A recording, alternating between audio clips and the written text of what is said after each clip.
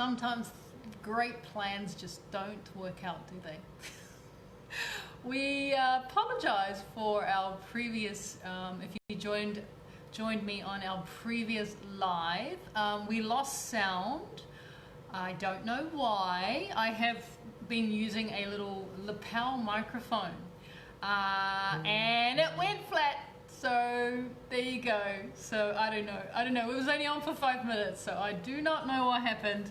But we have the old trusted backup, which is here right now. I can see that it's doing some funny stuff with the Wi-Fi. So see if I can just change that for you guys. See if that works. How does that? Does that work better? I'm just putting it onto data instead of Wi-Fi. But thank you if you've come back. I do apologize again. We are having technical difficulties as we try and attempt to work our way through a completely new system for us. There is wires and there is cameras everywhere and none of it is working. So I'll just stick to cooking. How about that? So tonight, I'm going to start all over right from the start. So if you join me on our first stream, guess what? You get me twice tonight doing the same thing. I only got as far as cooking the salmon, and that's what we are cooking tonight. It is salmon.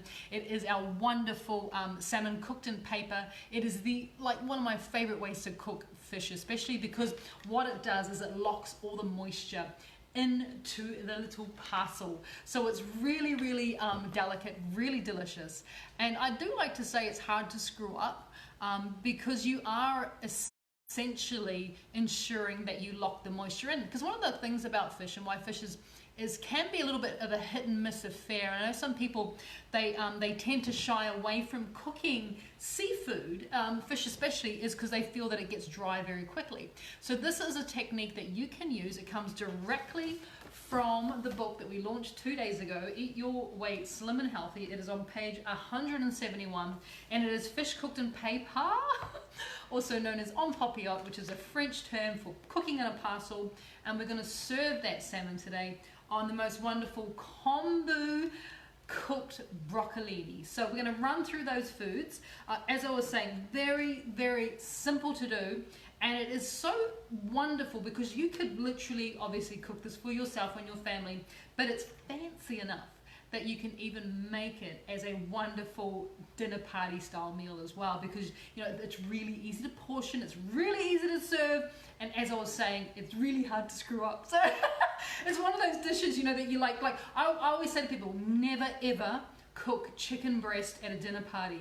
This is my one little tip in life, is try to not cook chicken breast for a dinner party, because chicken breast has very little fat and it dries out really easy, whereas fish does, especially if we're talking about salmon. So first thing you'll notice about this bit of salmon that I have here, and I have 3 portions. They're about 125 grams each. And what you'll notice about the salmon especially is it has these lines running through it. Now those lines are the natural fats or oils that you find in salmon, and salmon is what is known as an oily fish. So it's really good for our gut health, it's good for our brain health, it's amazing for weight loss, it's incredible at helping with insulin resistance. So it has lots of really amazing health benefits, but it also tastes delicious too. So that's why I like to use it. It tastes delicious, it's incredibly good for us, and it's pretty quick to cook. So let's get into the recipe. I'm going to put my copy of the book down so you guys can come and join me on the bench. Different angles today, but everything seems to be working. I've just off shot, by the way, off camera, I've got my air fryer. So I'm just going to turn it on because I want it to start preheating. So I've got my air fryer, by the way, set on 170 degrees Celsius, which is 320 degrees Fahrenheit, so sort of just below medium temperature of my air fryer. You can also cook this fish in the oven, which is that way, but you need to set your oven on 200 degrees Celsius, which is 400 degrees Fahrenheit. As I said, we're going to be baking this in paper, so get yourself out some non-stick baking paper. You want to cut enough paper to create a little package for every single portion. Hence why I say this is a really good recipe to use as a dinner party style recipe, because it's so incredibly easy to portion it. You don't have to worry about slicing meat once it comes out of the oven or anything like that. It's pretty much ready to go. So with our little package, what you want to do is you want to lay your salmon down. Now my salmon, by the way, has got its skin on. Skin's got wonderful flavor, so always choose salmon with skin on. So you put your skin side down onto the paper, and then what we're going to do now is we're going to add some flavors. And some of the flavors that I like to use, what I suggested in the book, is a little bit of grated ginger. Definitely complements the salmon or the flesh of the salmon really well. So you can totally start with some ginger, and it's delicious. Absolutely delicious. So about half a teaspoon of ginger works really well. Another thing that you could think of doing, of course, is a little bit of black pepper can go on there. I also like to do things with a bit of lemon. Good things with lemon. You could cut some slices of the lemon, and there's nothing stopping you from creating a little mattress or a little bed for the salmon to sit on and help to flavor that way. And that's the really cool thing about this recipe, is all the flavors that you're adding. They may seem like there's not a lot, but the paper really does help to lock those flavors in. So even just that little squeeze, you can see just a little bit of a squeeze of lemon juice on there, just like that, means that we get wonderful flavor from the lemon underneath and the lemon on top. I also love to do things with a little bit of fennel. We used fennel a couple nights ago when we were here in the kitchen, and so why not continue that wonderful fennel theme and take that fennel and just pop that right underneath that salmon. So now you're even cooking vegetables in your little package, which is very cool. Very cool. Okay, so that can go on there. I have as well what I like to add on, and I'm kind of doing this instead of adding salt, and that is a little pinch of ground wakame. So that's our little tiny dried seaweed. I like to use it like salt. Not only do you get this wonderful, color from the wakame, but wakame is also really high in iodine, so it's good for our metabolism, and the flavor is great because it's literally just dried seaweed, made into almost like a salt. So a bit of wakame goes in there. Of course, you could do things with herbs. This is the tops of the fennel, just the fennel fronds. They work really well. I mean, normally this type of thing might go in the garbage, but there's nothing stopping you from adding some fennel fronds to your salmon, or even if you want to just, this is a little bit of coriander or cilantro root, which you just finely chop up, and then that can go on top as well. So that all works very nicely. So once you've decided on your flavors, and I'm pretty happy with all those flavors that I've got there, you just bring the ends of your parcel up very gently, very delicately, fold them over, and then gently fold it under. And what you now have is that great little package ready to go. So this is going to go into the air fryer now. I'm going to pop them in there for about 8 minutes. If you're putting it into your oven, you may need to leave it in your oven for around about maybe 10 to 11 minutes. It may take a little bit longer, but keep an eye on it. So package now is going into the air fryer. Thank you, air fryer. Doing its thing. I'm just going to adjust the time. And we're going to move on to the next stage. So as I was saying, what I'm serving our wonderful salmon with today is some Kombu Broccolini. So broccolini, if you've never used it before, you may have seen it or run into it in the veggie shop or the supermarket. It's getting pretty common now. And despite popular belief, broccolini is not baby broccoli. Yeah, it's actually a cousin of broccoli. So it's from the broccoli family, but it is a vegetable that has been produced not very long ago. It's only been on the market for around about sort of 30 years that broccoli has been available, and it was produced to be a sweeter, more tender version of broccoli. So it's not baby broccoli, it is actually its own plant, and it's known as broccolini. So it does have that really sweet tenderness, which is great. We are going to be poaching that in a little bit of kombu. I've got my kombu stock on there. It's a little bit much. I'm going to get rid of that, some of that. Don't need too much. So I'm going to bring my kombu, I want to start to bring it to the boil. So I've got that on there. It is literally just kombu water, but I want to flavor up that kombu water just a little bit. So the way that I'm going to be flavoring that up is I'm going to be going back to the ginger that I have here. So I'm going to be adding some ginger straight into the broth. as well as the ginger. I'm also going to add a little bit of garlic, and you may have noticed that I have changed. I usually have my ginger and my garlic in plastic containers. I've got glass jars now. Dedicated glass jars, ginger and garlic. So a little bit of ginger and garlic goes in there. We can also think about adding in some of that ground wakame. There it is. Some of the ground wakame can go on, because remember that's flavor. Ground wakame can go into our little broth. And the last thing I'm going to be adding in, and the recipe it says low sodium tamari, but I'm just going to add in a bit of sticky sauce. So a little bit of sticky sauce can go in there as well. A couple of tablespoons. And what we have now created is a wonderful, broth slash soup almost, that we're going to use to blanch our broccolini. So rather than just blanching it in boring old water, why not make something like this, right? So that you've got this incredible broth, and already the smell coming off it's pretty good. I'm gonna have a bit of a taste. Oh, the smell coming off that, and the taste is fantastic already. And it is literally just kombu and garlic and ginger and wakame and a little bit sticky, and it tastes really good already. It's pretty fabulous. So let's prep up our broccolini. So broccolini is, as I say, a very tender cousin to broccoli, and as you know, broccoli normally comes in really big fat heads, and it can, if you're eating a lot of broccoli, it can get a little bit boring. So broccolini is your opportunity to try something a little bit different, and what we need to do is just to remove those stalks down the bottom. You can throw those out, or you can cut them up small and put them into your pickle jar, or you can turn that into a soup. It's completely up to you. But for this particular recipe, we're just going to use the tops here, so the tender tops.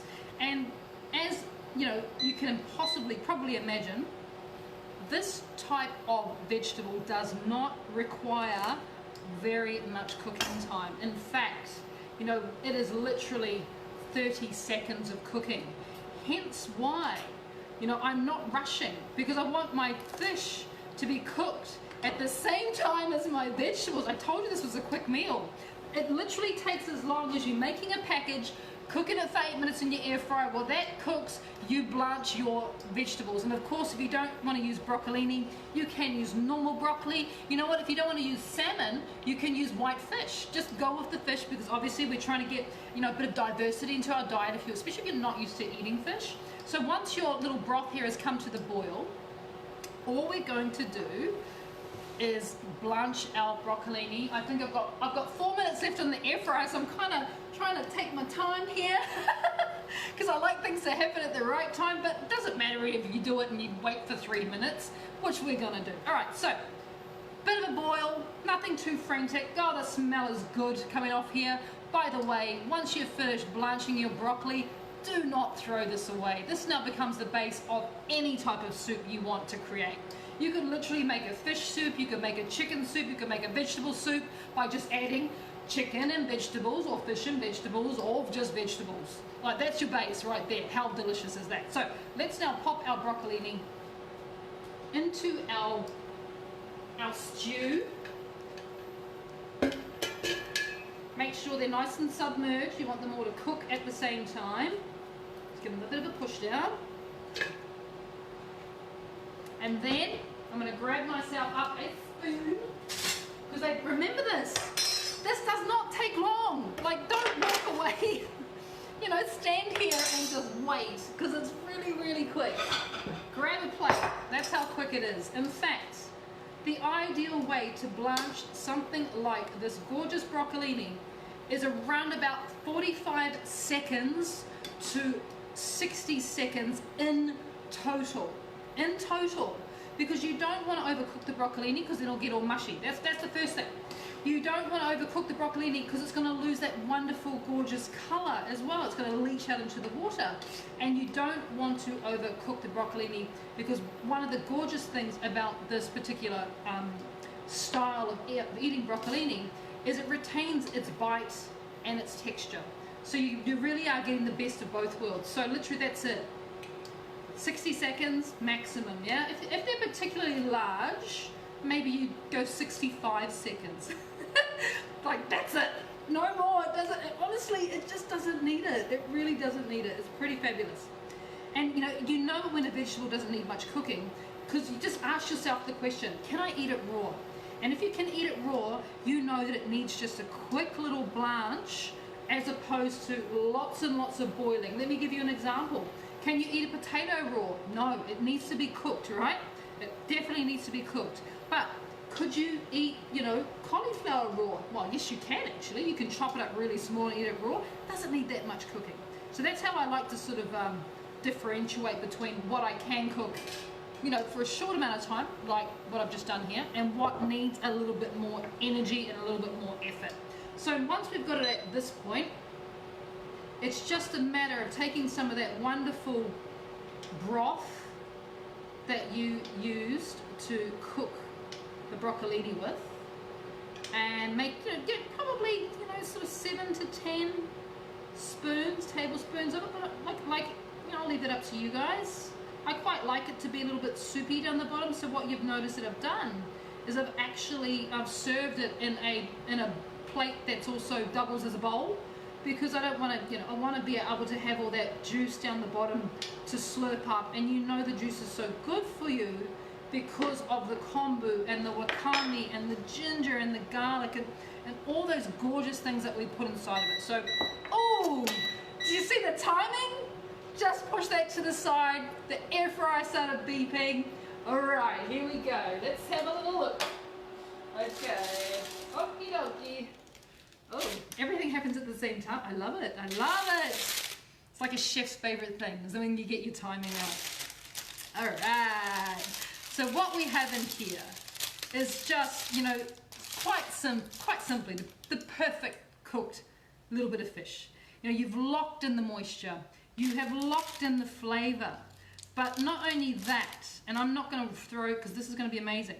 Not only that, but you have potentially added some more vegetables to your dish, and you have created so many incredible flavors across the top of your salmon. And so you can kind of see how easy that would be to plate up if you were doing that for a dinner party or whatever. All I would do now is I would grab up some fresh herbs, and probably my favorite herb to go on this would definitely be mint, because of all the wonderful flavors that we've got going on there. So I would grab up some fresh mint and just take some big sprigs of mint too. You don't even need to chop it, and kind of, put them in with the broccolini. So when you get a mouthful, you might get a little surprise and have some lovely fresh mint in there, which will just be amazing for your palate. But if you wanted to chop them up, there's nothing stopping you from chopping that up. If you don't have mint, chives is really nice. Obviously it's not basil season, but basil would work really nice in this. I'm just seeing if I've got any. Oh, here we go. Why not? And it's just top it off with that little bit of, remember we had that fennel, the fennel fronds, the top of the fennel. Never ever waste that. Let's now just give it just a little final little grinding of black pepper. And why not just a little bit of wakame, because this is kind of what this dish is about. Yeah, this dish is about, increasing your metabolism, getting your body working well, looking after your gut health, looking after your, your cardiovascular health, lowering your type 2 diabetes, lowering obesity, helping with this is incredibly anti-inflammatory as well, but this will also help to, if you are insulin resistant, this is the type of meal that you should be having. And look at it. It looks like a little piece of art sitting in here in the bowl, and that's exactly what it is. So this recipe, as I was saying, it's almost foolproof when it comes to cooking fish. It is a really, really wonderful way to make sure that you get more seafood into your diet. It is so important that we have not just a healthy gut bacteria, but you have a very diverse amount of healthy bacteria. And if you are someone who doesn't eat a lot of seafood, as I was saying, this is a really nice way to introduce you to it, because the flavors are very delicious, moist and tender. I'm not going to say overly seafoody at all, because you've got the ginger on there, you've got the fresh herbs, you've got the fennel, you've got the lemon juice, you've got all these wonderful things. and it's pretty easy to do. It takes 10 minutes. You can't go wrong. You can't go wrong. So thank you to everyone who has so far bought a copy of the book. As I was saying before, we found out just this afternoon, our publisher told us that it is already, they need to print more books because they're already getting to almost sold out, and it's been out for 2 days. So if you're one of those people that ran off and bought a book, thank you so much from Mahei and I. I look forward to seeing you again back here in Bridget's kitchen. Thank you for putting up with take 2. We'll try and get that audio right for the next time we go live. Don't forget, guys, it is Friday tomorrow, which means it's Q&A Friday. And guess what I'm giving away? Oh yeah, I'm giving away this copy, the author's copy. There's only ever one author's copy in the world. This is it. I'm giving away my author's copy. It's actually currently the only copy that I have, but I'm giving this away tomorrow. Q&A Friday, best question wins a copy of the book sent straight out to them, or if you've already got it, to someone that you nominate. I will personally sign up for them. They get the author's copy sent out to them. But you have to join me tomorrow for Q&A Friday. You have to leave a question as well so I can answer it live during our broadcast on Q&A Friday tomorrow, and you get your chance to win this author's copy of Eat Your Way Slim and Healthy, which is super exciting. So I'll post up that very soon in our private group and on our public page, so you can leave any questions you have. It's going to be all about the book tomorrow. So if you've got any questions about the book, this is your time, this is your chance to ask, and this is your time to shine. So thank you for joining me. Enjoy, eat more fish, eat more seafood, enjoy your book, and we will see you all tomorrow for Q&A Friday. Take care. Bye.